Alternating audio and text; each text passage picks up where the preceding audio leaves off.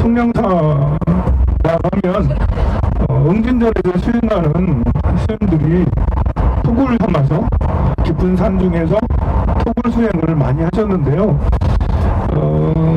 고려시대 때 아까 공민왕이 피난해 왔다라는데 여국공주가 거기에 머물면서 이렇게 그 국난을 피하고 그랬더라고 그래요. 그래서 노국공주가 거기서 피했다 해서 유명하고, 그리고 그 이후에 많은 선생들이 거기서 이제 응진전에서 수행을 하고 그랬습니다. 그래서 어떤 참선하고 수행하고 명상하는 그런 이제 아주 오래전부터 내려오던 그런 장소라서 수행자의 향기가 묻어있는 곳. 스님들은 이 깊은 산골짜기 여기에서 수행하는구나 라는 것을 알 수가 있어요.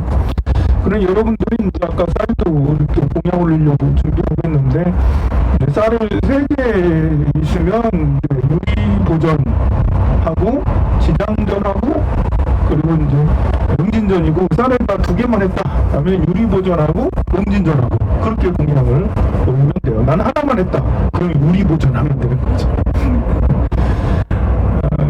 유리보전이라는 뜻은 유리광 열애 부처님의 전각이다. 약사 유리광 열애 부처님, 약사 열애 부처님의 전각이다. 그래서 약사 열애불, 약사불을 길게 하면 약사 유리광 열애불, 약사 부처님의 세계를 유리광 세계라고 이야기를 해요. 동방약사, 유리광 열애불, 동쪽에, 서방은 어디? 서방 극락세계 아미타 부처님의 세계, 동방은 약사 유리광 세계. 약사 부처님은 다들 알다시피 12가지 큰 원을 세우셨어요. 그 12가지 원 중에 세상에 아픈 사람이 하나도 없기를 하면서 아픈 생명들을 낫게 하겠다, 다 치료를 하겠다라는 원력이 있어서, 그래서 이제 약사 열애불이라고 그렇게 합니다. 그러니 몸이 아픈 사람은 약사 열애불을 자꾸 약사불 열애불전을 공양하고 기도하면 큰 영감이 있을 수 있어요. 그 청량사는 옛날부터 오래전부터 많은 분들이 찾았는데, 고은 최초원 선생도 청량사에 머물고 청량사 이렇게 청량사에서 수행하고 그랬는데요. 최초원 선생이 드셨다는 이제 금샘이던가요? 샘물이 있는데 저도 어딘지는 모르겠어요. 그걸 먹으면 그냥 천재된대, 천재. 최초원 선생은 이렇게 중국에 가서 8살인가 11살인가 중국의 장원급제였거든요. 그러다가 이제 우리나라로 다시 통일신라 말기에 돌아오셨는데요. 고은 최천 선생이 드셨다라는 그런 셈이 있고요. 그리고 또 김생굴이라고 해서, 김생하면 또 통일신라 시대의 세계적 명필가예요.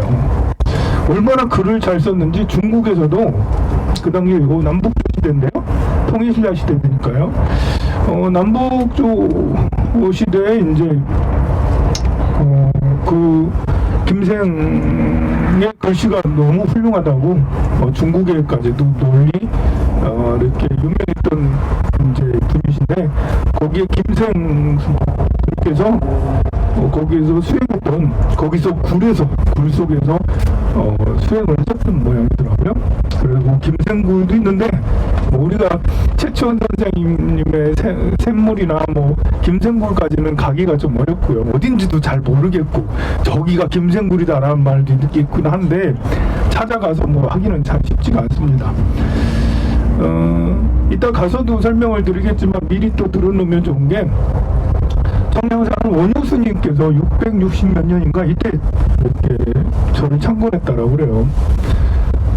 이렇게 절을 창건하고 그럴 때 지나가다가 의상 스님하고 원효 스님하고 같이 이제 이렇게 절을 지었다고 그러는데요. 길가를 지나다가 청량사를 가는데 한 농부가 이제 이렇게 농사를 짓고 있는데 소를 키우고, 소가 이제 농사를 짓잖아요. 근데 소가 말을 그렇게 안 들어, 세상에. 그렇게 말하는 소가 이렇게 가라면 앞으로 가라면 뒤로 가고 뒤로 가라면 옆으로 가고 그러던 소가 있었는데 머리가 뿔이 3개나 났다고 그래요. 뿔 3개 난 소에서 삼가구 3개가 뿔 난 소. 이게 너무 이렇게 말을 안 듣고 그래서 옆에서 보다 이제 원효스님께서 아니 저 소 좀 저렇게 말을 안 들면 그러다가 다치면 어쩌려고 차라리 절에 시주를 해라. 그렇게 했더니 농부가 흔쾌히 소를 시주를 했다고 그래요. 그 소를 데리고 와가지고 그 산내 이제 사찰들이 33개까지도 있었다고 그래요. 지금은 청량사밖에 없지만 옛날에는 33개나 되는 많은 절들이 있었는데 그 절들을 다 지어놓고 그러고 나서 소가 갑자기 돌아가셨대. 소도 돌아가셔. 그래가지고 돌아가셨는데 그 돌아가신 소를 유리보전 앞에다 이렇게 지금까지 너무 고생하셨으니까 부처님 앞에 이렇게 현시라고 해서 그 앞에다 묻었는데 거기서 소나무가 나타났대요. 소나무가 자랐대. 그 소나무가 이렇게 보니까 나중에 뿌리 3개처럼 삼가구 총, 그래서 삼가구 송이고 소나무는 거기에 소가 묻혔다고 해서 삼가구 총이라고 나중에 불려져요. 여러분들 청량사 하면 사진에 5층 석탑이 항상 나오는데 5층 석탑 그 바로 하고 법당하고 중간쯤에 삼가구 송이 이렇게 있어요. 가면 나중에 저게 세 갈래로 이렇게 나 있구나, 그게 뿔이구나 라고 하면 됩니다. 소하고 스님들하고는 본래 인연이 깊어요. 다음 생에 스님들이 뭐 되냐 하면 소 되는 거지 뭐. 우리는 정해져 있어요. 저희 미래는 정해져 있습니다. 저는 다음 생에 분명 소로 태어날 거예요. 왜 소로 태어나겠어요? 예, 저도 조금 전에 커피도 한 잔 얻어먹고요. 저 빵도 얻어먹고 지금 뭐 저 안에 뭐 음료수나 뭐 이런 것들이 가득 있어요. 지금 여러분들이 옷도 주고 먹을 것도 주고 또 보시도 해주고 집도 똑대같이 좋은 집, 큰 집에 살잖아요. 그 제가 뭐 그 큰 집을 마련했겠어요. 여러분들이 다 주셔가지고 그래 된 거죠. 다 얻어 입으면 다 빚이 되죠. 그래가지고 빚 갚는다고 다음 생에 그렇게 그래가지고 그 소 우리 이제 다음 생에 태어나서 소가 돼서 또 절을 지어가지고 불사를 딱 열심히 많이 한 다음에 다시 또 사람으로 태어나서 비구가 또 되겠죠. 이제 청량산하고 청량산 땅은 본래 그 이황 이제 태계 이황내 가문의 땅이에요. 옛날 이 태계 이황의 5대 할아버지 이자수라는 분이 이 나라에게 큰 공을 세우고 그 땅을 하사받았는데요. 그냥 청량사가 보이는 데는 다 그냥 청량산 일대는 다 태계 이황내 땅이었다 라고 생각하면 됩니다. 태계 이황 선생은 그런 말을 했어요. 선비가 이 청량산에 가보지 않으면 선비 노릇을 할 수 없다 라고 이렇게 했는데요. 태계라는 말은 이제 그 물러날 태자, 이제 개는 이제 계곡 개자인데요. 옛날부터 계곡은 지혜를 상징했어요. 쌍계사 뭐 이러잖아요. 쌍계사 수행자가 이제 그곳에 개는 물이 흐르는 곳이잖아요. 물이 흐르는 곳은 곧 마음이 흐르는 곳이다. 물이 흐르는 곳에 지혜가 샘솟아난다 해서 이제 계곡하면 옛날부터 절에 계곡자 개자를 많이 붙습니다. 그래서 쌍계사 이렇게 하는데요. 태계 역시 계곡 개자죠.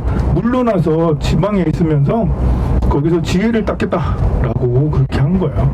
태계 이황 선생은 1501년에 태어났어요. 20대에 이제 그 과거에 급제를 하고 나라에 이제 이렇게 벼슬을 했는데요. 당시에 이제 명종 때인데요. 명종 때 문정왕후의 이런 그 문정왕후의 섭정이 아니고 그 그 무슨 정치를 하지?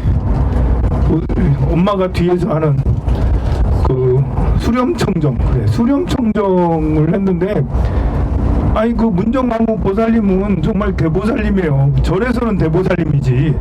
왜냐면 문정왕후가 이렇게 불도의 귀에서 이렇게 그 스님이 누구더라? 그 스님, 그 유명한 스님, 그 스님을 등용을 해서 나중에 서산대사하고 사명대사도 이렇게 출연하게 되는 그런 이제 인연을 만들었는데요. 절의 불사를 정말 많이 했어요. 조선시대 전체적으로 성유옥불 정책이 심했는데 그 태종 이방원이 이제 나라를 절 살림들을 다 없애고, 우리가 존경하는 세종대왕도 절 살림들을 태종 이방원이 절 살림들을 반축내서 다 이제 살림살이들을 다 해서 나라에 귀속을 시켰고, 스님들을 다 이제 군대로 보내거나 속세로 보내거나 그랬고요. 세종대왕도 역시 그 이후로 그 중에 반절 남은 걸 또 반절을 또 이제 해가지고 이제 절이 이제 반의 반밖에 안 남고 막 그랬습니다. 그렇게 그 이후에 한참 이제 쉽지 않다가 그러니까 이제 세종대왕의 아들이죠. 이제 세조는 그래도 원력을 세워서 불사를 많이 해서 불경도 많이 번역하고 해서 불교를 많이 퍼뜨렸는데, 사실 이제 그 세조가 돌아가시고 나서는 그 이후로는 한참 한 100년 가까이 불교가 굉장히 위험한 상태가 됐어요. 그러다가 이제 문정왕후가 등극을 해서 불교를 다시 절을 세우고 불사를 하고 스님들을 없어졌던 승과를 다시 만들고 그렇게 해서 불교를 많이 일으켰는데, 사실 문정왕후는 불교한테만 잘했지 나라는 엉망으로 됐어요. 문정왕후의 친인척이 나라 살림들을 거덜냈거든요. 명종은 이제 문정왕후의 아들이었는데, 이제 명종이 어렸을 때 왕이 됐기 때문에 그 이후로 이제 그 조선은 굉장히 피폐해지게 됩니다. 임진왜란이 일어나서 우리나라가 전국이 이제 외놈들한테 짓밟히게 된 것도 어쩌면 명종 때 문정왕후의 치정으로 인해서 그 이후에 힘을 발휘하지 못해서 그럴 수도 있겠죠. 하지만 그런 나라 정치가 좀 마음에 안 들었는지 이왕은 벼슬을 때려치고 고향으로 돌아와서 서원을 세우고 거기서 이렇게 마음 수양을 하게 됩니다. 그게 바로 그때 이름을 지은 것이 태계라고 그때 이름을 지었어요. 호는 이황 선생의 호는 여러 가지가 있는데 우리가 가장 많이 아는 건 태계 선생님이죠. 태계 선생님은 그 이후로 다시 선조의 부름을 받고 다시 정계에 진출해서 뭐 이렇게 나중에 판서도 되시고 영의정 이런 삼정승도 됐나요? 뭐 하여간에 그랬고, 태계 이황 선생은 연세가 드시면서 그 학문의 깊이가 더해졌어요. 한 나이 50세에 다다르자 우리 동양 이쪽에 가장 존경받는 스승으로 이제 잘 모시게 됐죠. 여러 가지 저서도 그때 50세 이후로 많이 발표했는데요. 주리론, 이제 그 율곡 이의 선생은 주기론을 발표하시고 태계 이황 선생은 주리론을 이제 발표하셨죠. 당시에 선조 시대에는 정말 인물이 많았습니다. 태계 이황 선생도 선조 시대고 율곡 이의 선생도 태계 그 선조 시대고요. 뭐 정철 이런 분들도 우리 이제 그 왜 이렇게 그 떡국소는 그 나오죠. 떡국소는 그 한석봉 선생도 선조 때고요. 오성과 한엄 이야기 들어봤죠. 오성과 한엄 이것도 이제 선조 때인데요. 선조가 왕이 되면서 선조는 학문적으로는 굉장히 학문 뛰어나시는 분이에요. 본래 세종대왕만큼이나 선조는 공부를 잘 하셨어요. 공부를 경연을 늘 참석을 잘 하시고 누구보다도 이렇게 오히려 유생보다도 더 뛰어나게 경연을 잘해가지고 이제 조선시대 조선 중기의 학문들의 그런 이제 뭐랄까 원조라고 해야 되나요? 세종대왕은 이제 한글 창제도 하시고 조선 전기의 그런 제도도 확립하고 과학도 발전시키고 했는데요. 학문의 어떤 깊이나 학문이 시작된 원료, 성리학이 완성이라고 해야 되나요? 가장 화려했던 때가 이제 선조 때예요. 그러나 선조는 이제 무는 굉장히 뛰어났지만 그러니까 나라를 지키는 국방에 대해서는 크게 신경을 쓰지 않았습니다. 그거는 200년 동안 100여 년 동안 이제 조선이 전쟁이 없었기 때문이기도 해요.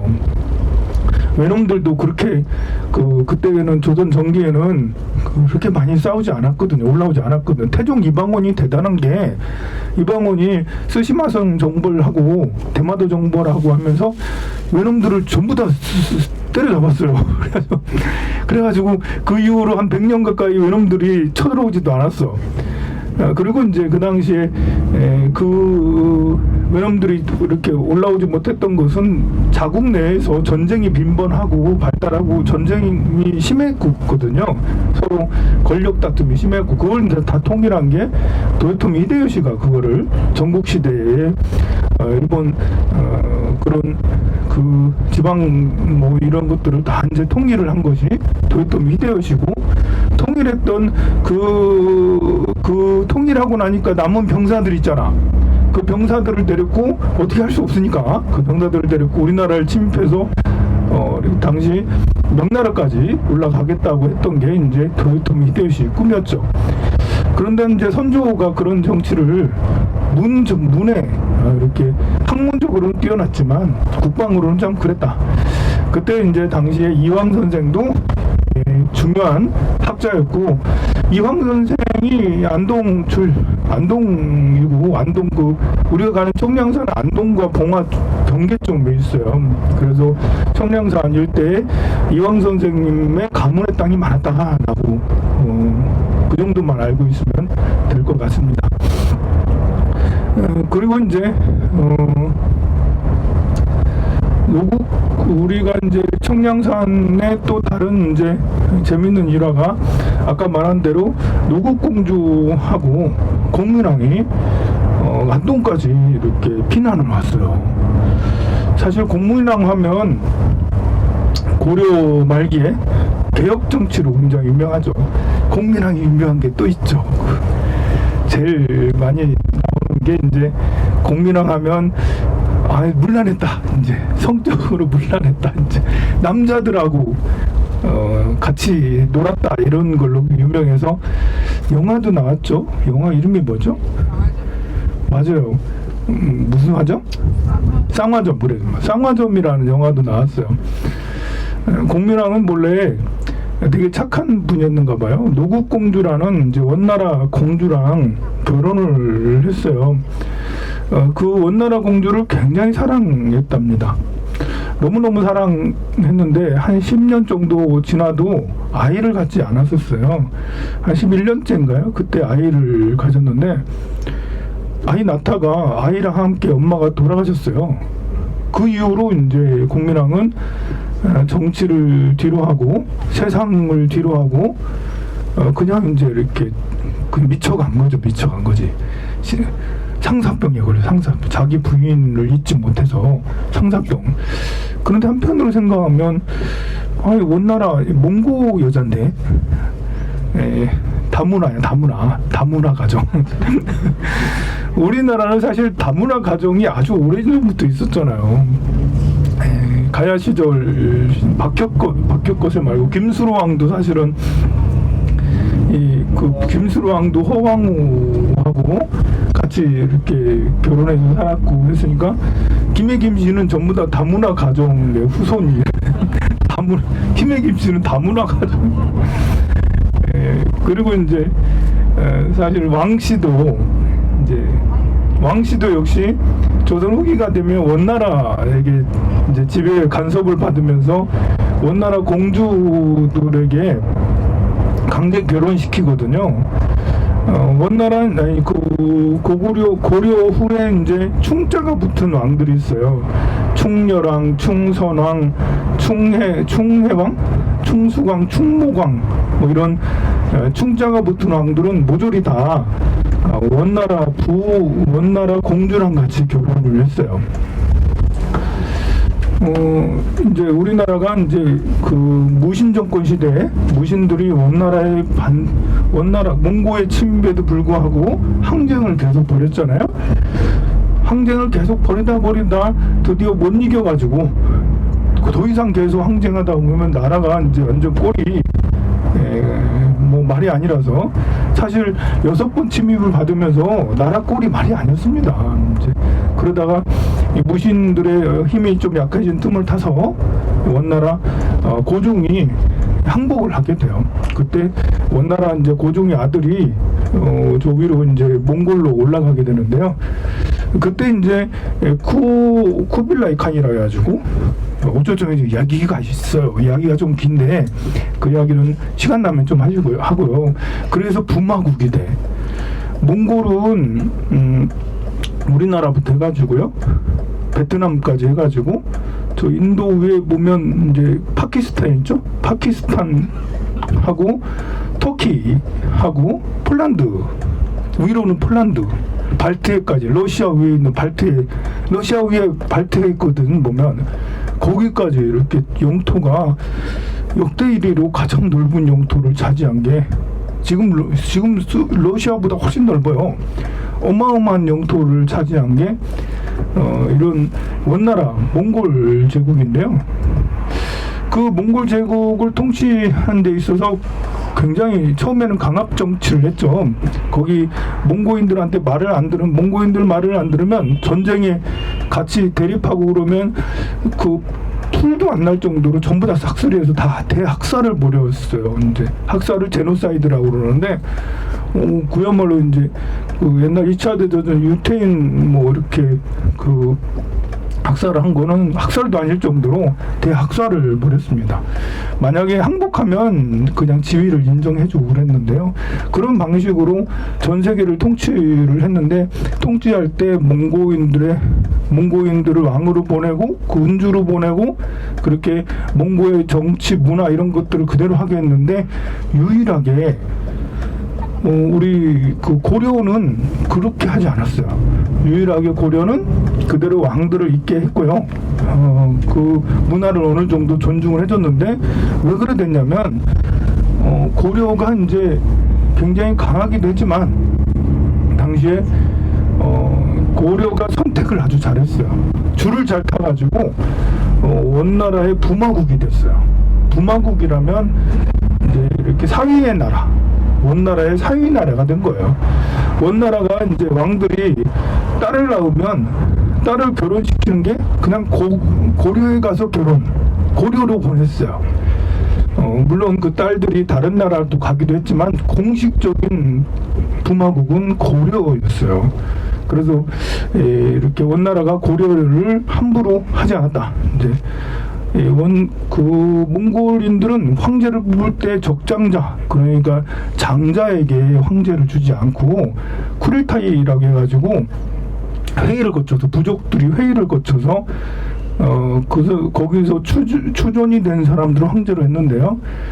우리 고려의 왕들이 거기에 쿠릴타이 회의에 참석할 수 있을 정도로 원나라 시절에 우리 고려는 적지 않은 이제 지분이 있었던 거예요.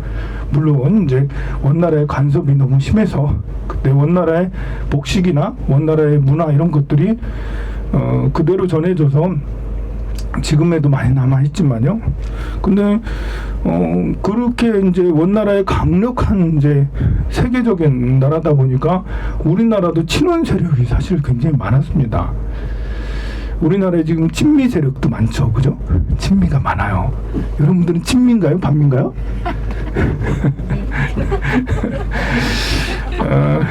이제 친미, 반미 뭐 이렇게 그 당시에 친원 세력들이 엄청나게 많았습니다. 저는 이제 친미, 반미, 친원, 반원 이런 게 중요한 게 아니라 우리나라가 어떻게 하는 게 더 잘 살아가는 게, 우리나라가 강대국이 되도록 하는 것이 방법이 뭘까? 그럴 때 미국과 친하게 지내면 강대국 될 것 같으면 미국하고 친하게 지내고, 중국하고 친하게 되면 강대국 되면 중국하고 친하고, 저는 이렇게 우리나라가 가운데가 되고 우리나라의 선택이 어느 것이 더 옳을까, 이런 게 더 낫다고 생각하지, 어느 한 곳을 더 꼭 미국하고 친해야 되고 꼭 중국하고 친해야 된다는 원칙을 정해놓고 싶진 않아요. 그런데 원나라가 강해지니까요, 원나라에 친원 세력들이 많았어요. 공민왕 때 친원 세력이 극이 달았습니다. 왜냐하면 기황후 알죠? 기황후 알죠? 고려 말에 기황후가, 우리나라가 참 대단한 게 이제 우리나라 여자가 이제 몽골에 가가지고 북경에 가가지고 어떻게 했는지 황후가 됐어. 그 황제, 몽골 전 세계 엄청난 그 황제의 부인이 됐단 말입니다. 공식적인 황후가 됐어요. 그거는 이제 대단히 훌륭하다고 해야 되나? 참 대단하다고 할 수가 있는데요. 그 이후에 우리나라에게 벌어진 일은 기황후의 오빠라고 해야 되나? 동생인가요? 오빠인가 동생인가 모르는데 기철이라고 했어요. 이 가문들이 고려를 뒤흔들었어요. 왕보다 더 세잖아. 우리나라 왕보다 더 센 게 기시일가였어요. 기시일가가 판을 치고 있었을 때가 공민왕이 이제 등극하고 했던 시절입니다. 공민왕은 참 나라에서 참 살림이 어렵습니다. 그때 고려 후기이기도 하고, 원나라가 이제 거의 힘을 잃어가고 홍건적이 막 일어나고 그럴 때거든요. 그때 노국공주랑 결혼을 하게 돼요. 신기하게. 신기한 게 아니죠. 이제 공민왕이 이제 왕자였으니까, 왕자면 당연히 원나라 이제 공주랑 결혼하게 되는데 노국공주랑 결혼하게 돼요. 노국공주는 신기하게 참 착했는가 봐요. 이 원나라 공주라고 해서 모두 다 착한 게 아니에요. 그 전에 충수각인가요? 충효인가 이런 왕들은요, 원나라 공주한테 맞으면서 살았어요. 원나라 공주한테 대도 맨날 맞고, 왜냐면 이제 원나라가 세니까 이제 와가지고 자기들은 기분 나쁜 거야. 자기들은 원나라 공주 입장에서 생각을 해보세요. 자기는 전 세계를 통치하고 있는 왕의 딸이었는데, 공주였는데, 고려는 우리한테는 이제 전 세계 중앙이지만 그들한테는 저 변방 어디잖아. 그래가지고 공주가 결혼해가지고 왔는데, 이제 그 왕이 좀 삐리삐리하니까 이제 저 패고 그랬는가 봐요. 그런데 노국공주는 신기하게 공민왕을 정말 잘해줬어요. 공민왕도 그런 노국공주에게 매료돼서 다른 여성을 후궁으로 들이지 않았어요. 10년이 지나도 후궁으로 들이지 않아가지고 신하들이 사정사정 해가지고 겨우 후궁을 들이고 그랬는데요. 심지어 이렇게 그 왕을 암살하기 위해서 반란이 일어나서 궁에 이제 병사들이 반란군이 한 50명 침입했는데 그것을 막아준 게 또 노국공주예요. 그러니까 그 공민왕은 노국공주에 반하지 않을 수 없어요. 자기도 지켜줬지. 공민왕은 싸움하는 거 별로 안 좋아하거든요. 공민왕은 왕들 중에 유일하게 사냥을 가지 않은 왕이에요. 그리고 그렇게 말 타는 거 별로 안 좋아했다고 그래요. 그런 이제 공민왕을 지켜주기도 하고, 또 노국공주는 고려 편을 들었어요. 이제 자기가 이제 그 몽골 공주임에도 불구하고 원나라 편을 들지 않았습니다. 이렇게 고려하면 고려 자체의 문화나 역사를 존중하고 그대로 해야 된다. 밀어줬죠. 그러니까 공민왕이 개혁을 하는데 노국공주의 뒤에서 받침을 다 해준 거예요. 원나라 공주가 떡 버티고 있으니까 기시일가가 판을 치고 막 그래도, 기황후의 일가가 판을 치고 그래도 그것들을 다 숙청하고 이렇게 그 개혁 정치를 실행할 수 있었던 것도 노국공주 덕분에 할 수가 있었어요. 그때 등장하는 분 또 수짐이 또 등장해요. 그때 이렇게 그 고려 시대는 스님들이 굉장히 역할을 많이 하게 되는데, 그 중에 신돈이라는 스님이 계셨어요. 신돈이라는 스님이, 그러니까 공민왕이 신돈이라는 스님을 기용을 했어요.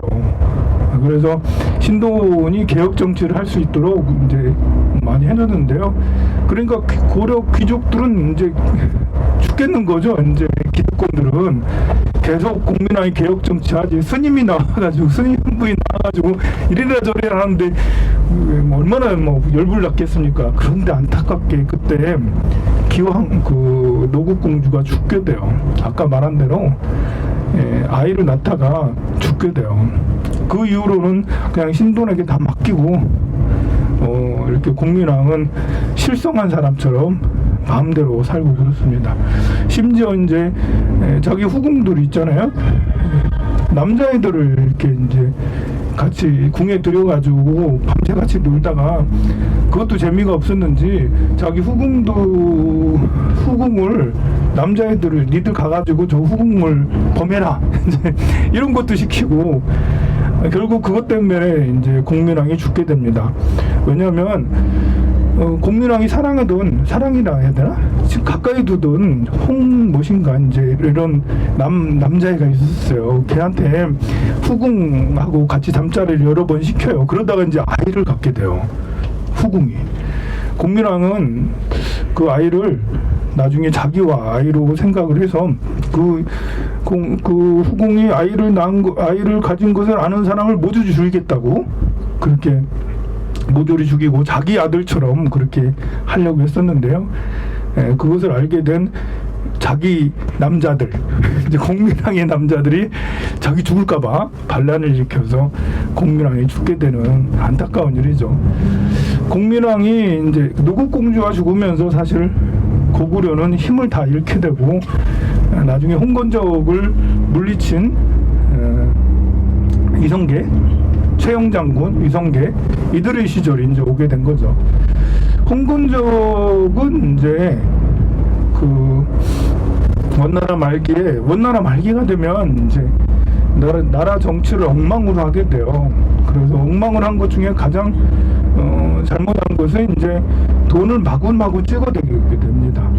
지금 미국이 돈을 마구마구 찍어서 계속 풀고 있잖아요. 여러분들 쌀값 많이 올랐죠? 콩값도 많이 오르고요. 보살님이 며칠 전에 설탕 사러 갔다가 다시 돌아왔어요. 안 사고.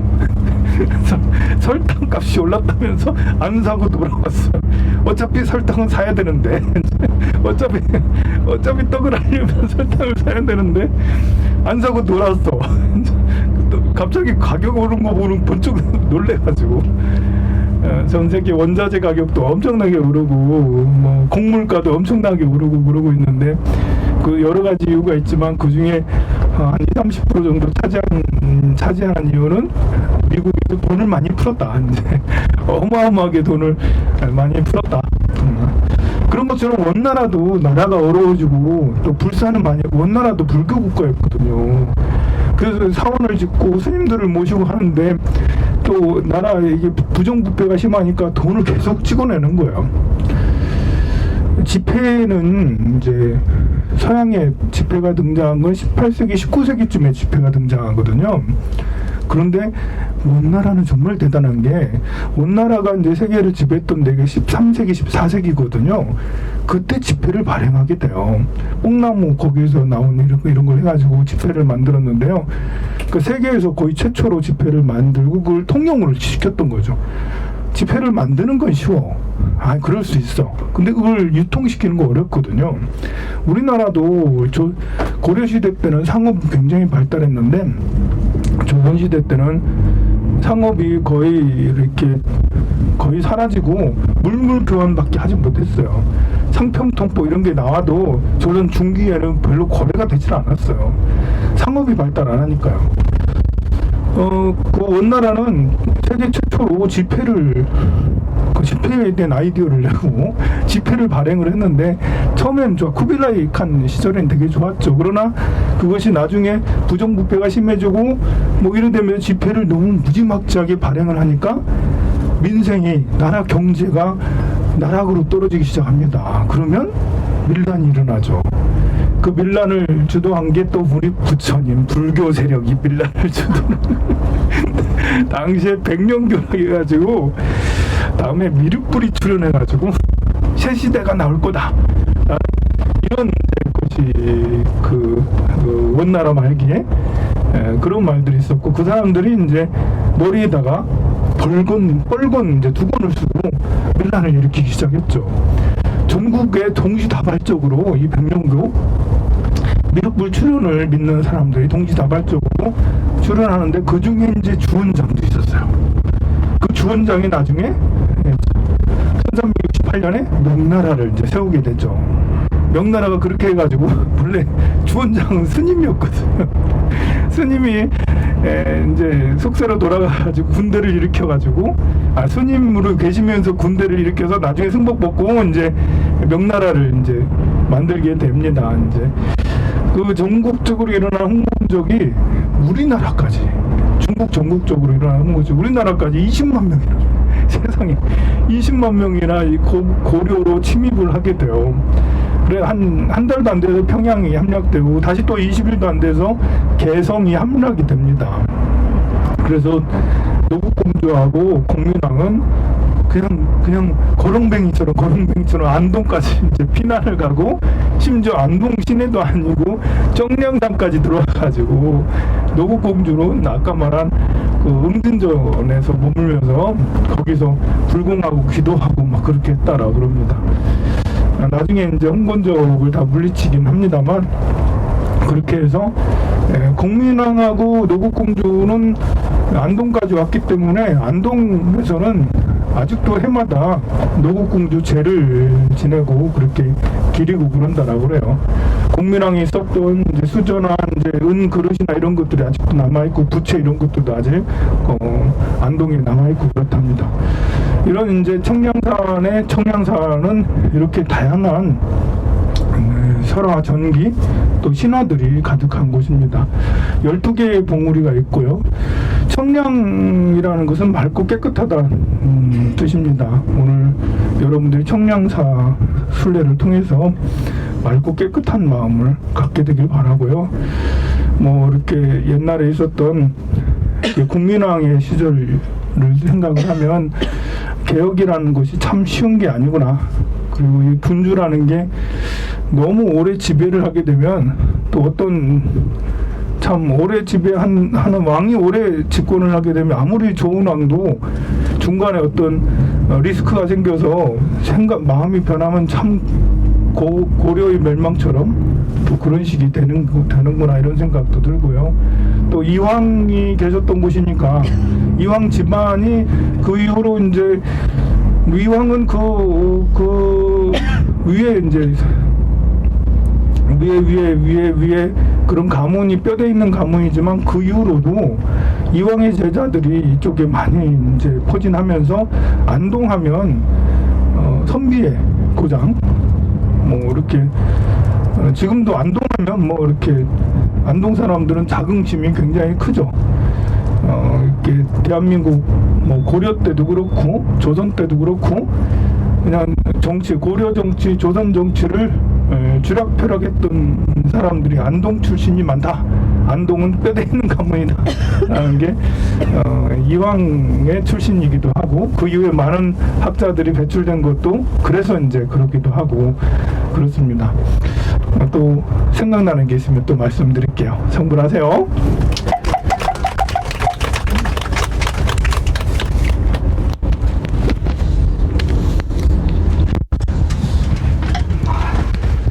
말씀 잘 들었지? 나중에 돌아가시면 시험 치겠습니다. 저 순례 갈 때마다 제가 느끼는 거